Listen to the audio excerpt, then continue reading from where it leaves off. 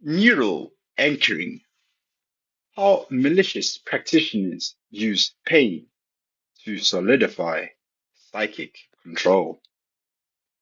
What if your most painful memories weren't accidents, but carefully engineered traps?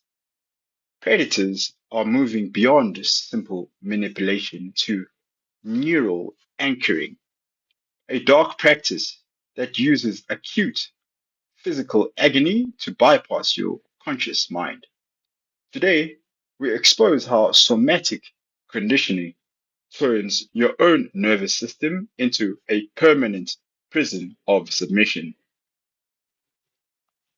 In various occult theories and esoteric traditions, the act of deliberately causing pain or suffering is rarely seen as an end itself. Instead, it is viewed as a mechanical process used to generate, harvest, or redirect specific types of energy.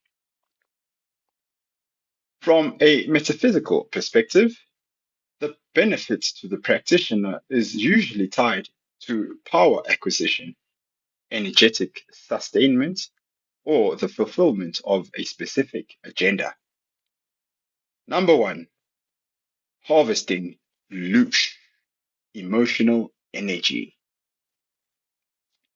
In many modern esoteric and Gnostic learning circles, the primary benefit of inflicting pain is the harvesting of loosh, a term used to describe the intense emotional energy, specifically fear, pain, and grief, radiated by sentient beings or light beings or chosen ones, whichever term you resonate with. Energetic food.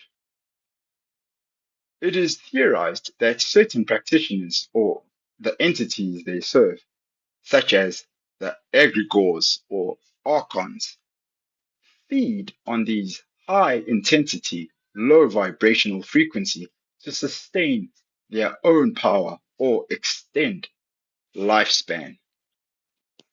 Frequency lowering. Pain lowers a victim's vibration, making them more resonant with the practitioner. This makes the victim's energy easier to access and manipulate, breaking the wheel for essence extraction. Pain is often used as a tool to fracture a victim's psychological and spiritual defenses. Once the will is broken, the practitioner can access the victim's essence or source energy. Soul fragmentation. Intense trauma can cause soul loss or fragmentation. Practitioners may attempt to capture these fragments or use the resulting holes in the victim's aura to insert their own influence. The path of least resistance. A victim in pain is often a victim in survival mode. In this state, they are less likely to maintain spiritual boundaries or notice subtle energetic siphoning. Number three, empowerment through alchemical transformation. Some darker traditions believed that by transmuting another person's suffering, they can increase their own shadow power. Dominance assertion. On a symbolic level, the ability to inflict pain is seen as a testament to the practitioner's rank within a spiritual hierarchy. Karmic transfer. There are theories involving the redirection of one's own karmic debt onto a victim. By making the victim suffer in their place, the practitioner attempts to bypass the natural consequences of their own actions. So, in essence, They just live scot-free without no ramification or consequences. These are what these delusional individuals think and attempt to do. Number four, feedstock for ritual manifestation. In some forms of low magic or sorcery, pain is used as a catalyst. The sheer intensity of the energy released during a moment of agony acts as a battery to fuel a specific manifestation or spell. The sacrificial mechanic. The suffering is often the suffering is offered as payment to these demonic entities in exchange for material wealth, political power, or social influence. Emotional anchoring.